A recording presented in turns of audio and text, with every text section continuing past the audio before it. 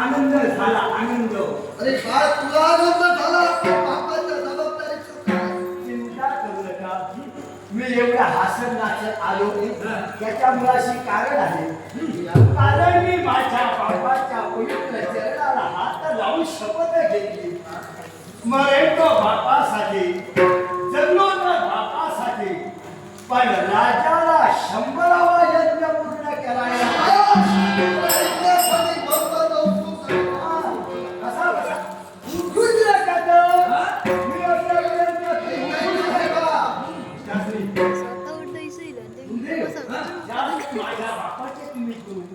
आता माझे सुद्धा हो काय झालं माहितीये गेलो राजाला सांगितलं 100वा यज्ञ करता कमाले.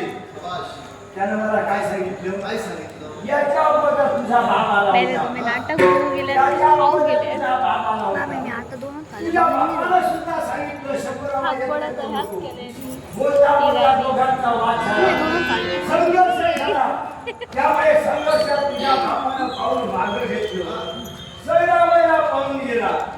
ऐकून घेतलं आणि त्याला मी सांगितलं रे बाबा जे बापाला केव्हा साध्य होत नसतं ते एखादा पुत्र सुद्धा साध्य करू शकतो. पुत्राला एखाद्या वेळी साध्य झालं नसेल तर बाप साध्य करू शकतो. बरोबर एकासारखा येतो एकासारखा दुसरा नाही.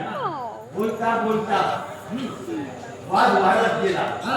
रूपांचा संघर्षात झालं आणि मोठा संघर्ष झाला हो. आणि संघर्ष होता शरीर सुद्धा तरी काय केलं सांगा. मायावीचे कारण आहे. झालेल्या संघर्षात एक सुंदर देखील राजा समुद्र सोडले. त्या स्त्रीचं सौंदर्य पाहून राजा हुरून गेला. देवाला विसरला. म्हणता म्हणता त्या स्त्रीनं त्याला प्रेमाच्या पाशात अडकिला.